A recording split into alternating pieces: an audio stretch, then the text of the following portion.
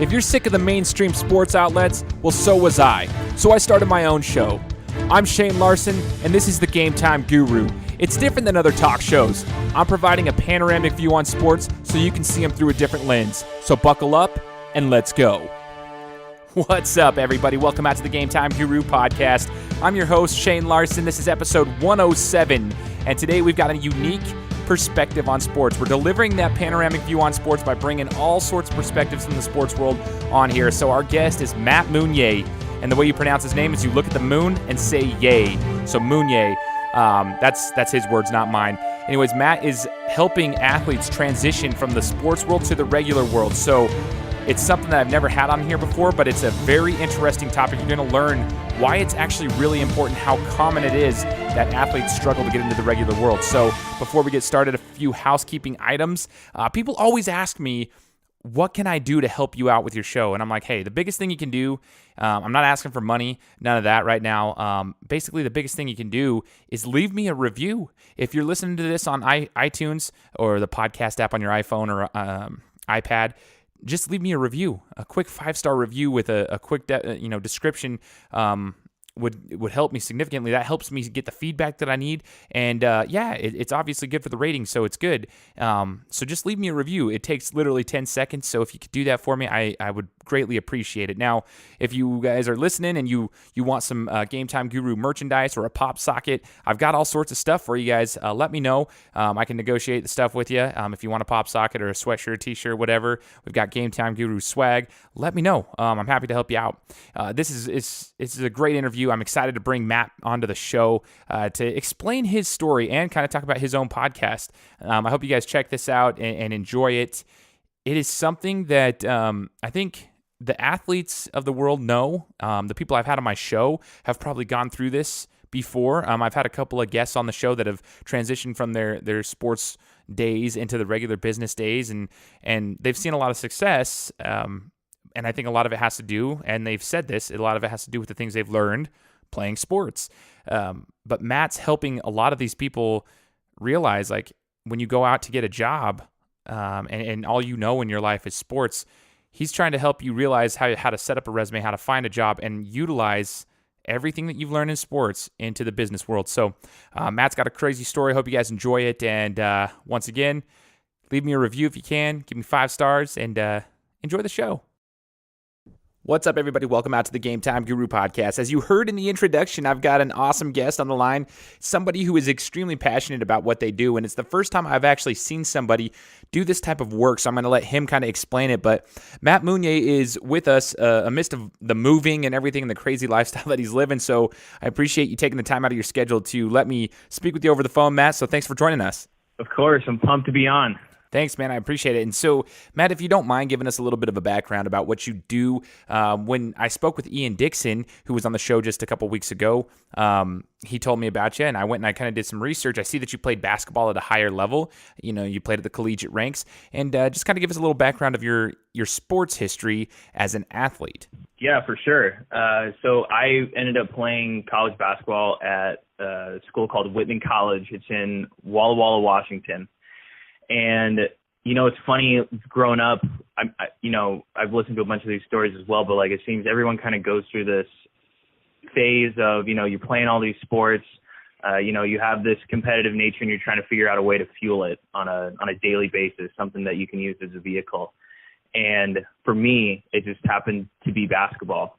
And, I have a funny story, like when I was growing up and getting into high school, I loved the Lakers. The only problem was that my favorite player was Shaq, and I'm about 6'1". So when I got into high school, I was about 5'10", and there really wasn't enough room on that varsity roster for a 5'10" power forward or center. So, was able to start over, became more of a 2-guard, eventually grew a little bit more, but still, never got to be a 7-footer and dunk on anyone. But That's actually really funny, Matt, because we couldn't have been any different, you and I, in our styles of basketball. My entire life, I lived outside the 3-point line, so it's funny that you mentioned that. You were more of the beastie guy who wanted to muscle guys down low. I seriously stayed outside the 3-point line my entire career, so it's interesting to hear that. But one thing I wanted to get into, Matt, is your story and what you do. I'm reading this from your LinkedIn page, and it says, "My story isn't atypical. In fact, most athletes struggle with identity and self-confidence when they're removed from their first passion. But once you're able to use sports as a tool rather than an identity, you have the chance to do something special." Can you explain what you meant when you wrote that and what exactly you're doing? Absolutely, man. So I will probably dive into this a little bit more, but I deal with a lot of transitioning athletes, and one of the biggest problems that, these athletes have, especially, you don't even have to play at the college level. If you have a deep passion for whatever it is, you want to keep playing. And for everyone, no matter how good you are, no matter how hard you keep trying to play, you got to hang up the shoes eventually. Even we're watching greats hang up their shoes, Dwayne Wade, Dirk Nowitzki, it's over for them. And, they're lucky enough to have played for 20 years, but, for 98% of us, and it even ends up being more when you look at the people that only play for a year or two, they have to move on to what's next with their life. And my biggest thing is that, you learn so much. And I think people get caught up in this idea that you learned work ethic, you learn how to be a leader, you learn how to, be a team player. Like, yes, you learn these things, but you learned so much more. Like, you were able to separate yourself from the American population to a very, very small percent. And when we think about business and, your life after sports, that's what everyone wants to do. Everyone wants to be, the top percentage of whatever it is that they're now passionate about. And I think that sports is so amazing because there's only, on an average, how many people actually get to say that they did what they wanted to do with their life, like they were actually following their passion. And before you're even 25, you've already been able to do it once. So, if I can help people, if other athletes can understand that, you're able to do something amazing and it's not even, a quarter of your life is over yet, how many more times can you get the opportunity to do that? 2, 3, 4 more times where you can just rebuild and use this structure and this system that you learned from a very, very young age to then implement to whatever is going to happen next in your life. For sure, man. And I think that's awesome. It's something that I'm doing with my podcast is something similar in the sense of I want to shine a light on the world of sports and show the world that, athletes aren't just a bunch of dumb jocks. So I love what you're doing because you're in a sense helping people realize, you're helping these athletes realize that they're not a bunch of dumb jocks, which in turn helps show these businesses and such that they're not a bunch of dumb jocks. So I want you to explain for us what you do to help these athletes transition from the sports world into the quote unquote real world. Yeah. So it's only been about a year, I guess, but last June, July, maybe a little bit before that. But what really set my soul on fire was I was watching March Madness last year, and I still talk about it today, because they still run it. It's an old commercial. It's a Jerry Rice commercial where he's sponsored by the NCAA, and he's talking about how only 2% of athletes will be able to go pro in sports, and he's like the 470,000 the rest of them will have to figure out what's going to happen next. And during that time, I was dealing with my own kind of transition, and I was kind of fed up. I was like, why is Jerry Rice telling me what's going to happen next? The greatest wide receiver of all time is giving me advice on how I'm going to transition with my life. I don't have millions of dollars. I don't have a sponsorship by Nike. I don't have, ties to the Raiders. It's not the same thing.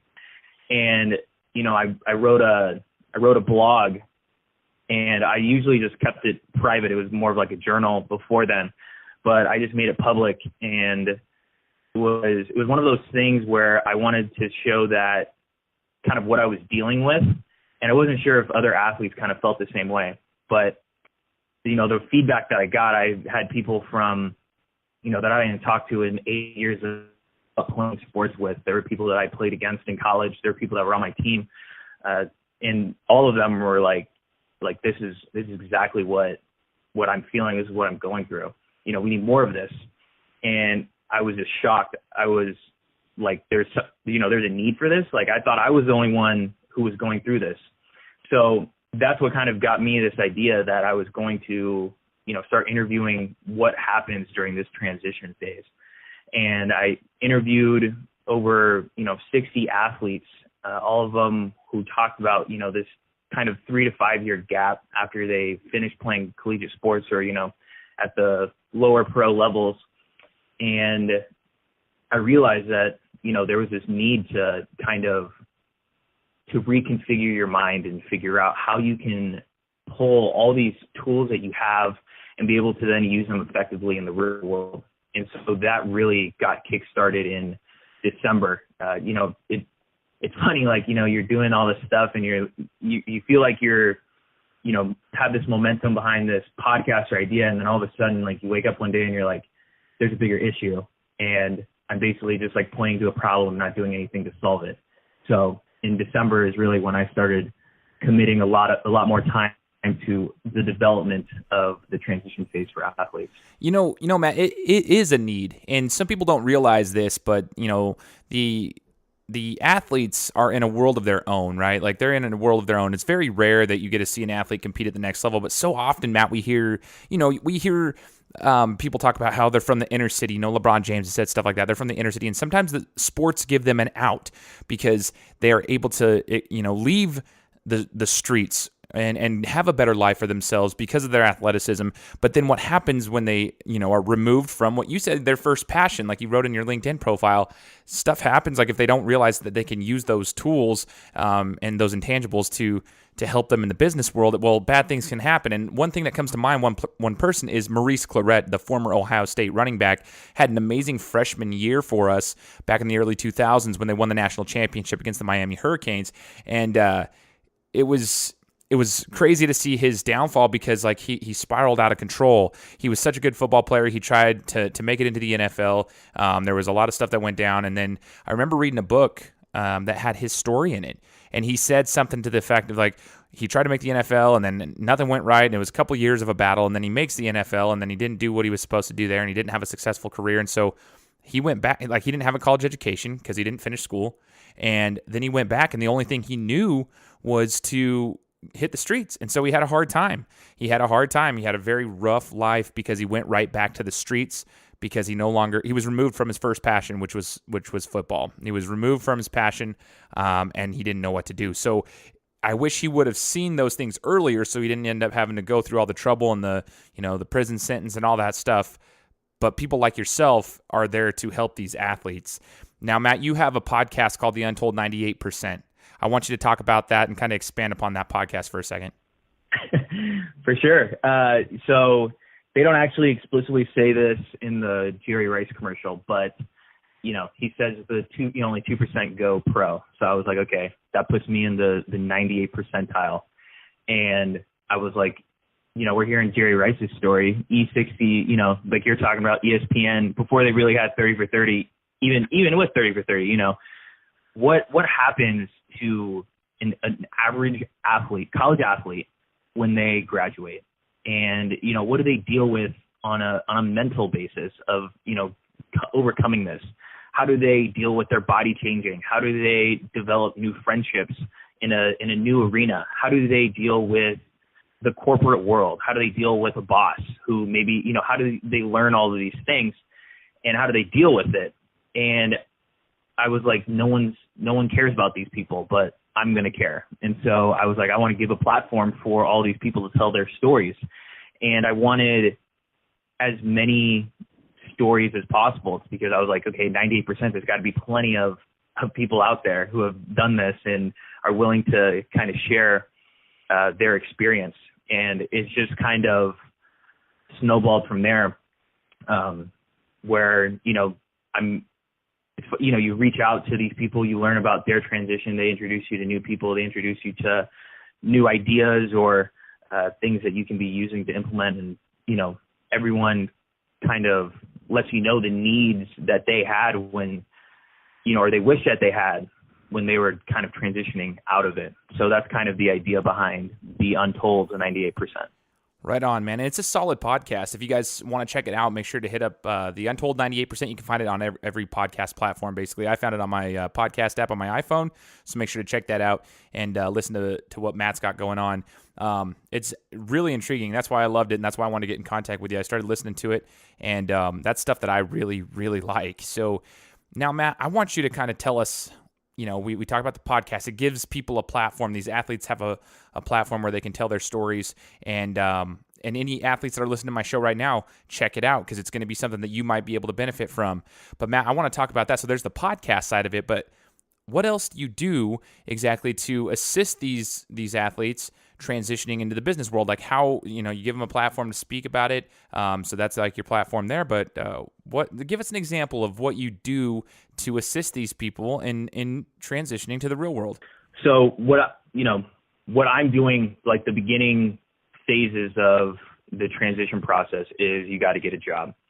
So from the very beginning, we have to break it down, almost reverse engineer how to get a job for an athlete because they have all these skills, but they don't really know how to put them on the pen and paper and then also be able to then articulate to, an HR person across the table what it is that they've done for the last 16 years of their life and how it's applicable to the business world. So the most important thing, I think, going back to even when you started playing sports is you have to figure out what sport you like before you actually start running after whatever it is that you want. So we kind of start with, what do you want your day to look like? What is, what type of environment do you want to be a part of? And once they kind of start jotting some things down, pros and cons of what they think that they would like or not like, we then kind of figure out, what is your major, kind of figure out a little direction to go in. But before we start just throwing applications at the wall, the biggest thing is to figure out from the people that are actually a part of it. And so my biggest thing is building up your network with, all these other people, because that was one of the biggest things that I didn't do when I was transitioning. And I think a lot of athletes struggle with it just because you are in such a tight bubble with your team and community in that sense. You have to start expanding, start talking to other people about what it is that they're doing, what they like about the business, or, whatever part of business that they're in. And, once we start getting the ball rolling that way, we take care of building a resume, doing a cover letter, working on interview skills, making sure your LinkedIn looks good, being able to negotiate a salary or be able to negotiate terms so that you can get a bump in pay when, it's time for that. But the biggest thing, and really when it's done with, getting you a job is, how do we start rebuilding that environment that you were a part of when you were playing sports? Because one of my biggest things is that you were able to defeat the law of diminishing returns. And I know it's an economic principle, but it applies to a lot of things. But when you're putting in your first 100 hours in a sport, think about how much better you were able to get in that amount of time. And after you put in, 5,000 hours, you put in another 100 hours, that spike won't be the same. But when you get to college or when you get to an environment like that, you're able to spike again. You're able to peak. And it's only because of the environment you're a part of, the coaches that you have. You have a coach for almost everything. You have a coach for what you eat, when you go to sleep, when you wake up, study hall, all this types of stuff. And then you have the teammates that are around you. You have people that are, showing you the ropes, the people that are teaching you, people that might be better than you, but they're going to show you how to get to where you want to be faster than they were. You have people that you compete with daily, the people that you're trying to edge out a spot for. You have people that you're also teaching and educating and bringing them up with you. And, once you do have a job, it's, if you want to have that spike, if you want to grow as fast as you possibly can, it's how do we start rebuilding that? And so that's really what I do after we find a job. We start rebuilding that environment so that you just, you don't skip a beat. There's not that lull that a lot of athletes see during that 3 to 5 year period getting out of sports, trying to figure out what on earth they're going to be doing next. For sure. Man, I'm totally geeking out with this. It's super cool for me, man. I love what you're doing.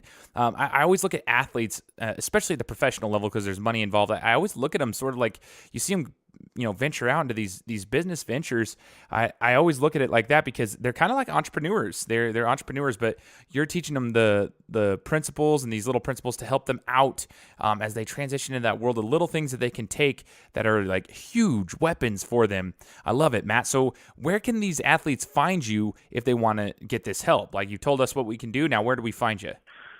Honestly, the easiest way to get a hold of me is through Instagram. Shoot me a DM or anything like that. It's Matt_Mounier, Mounier.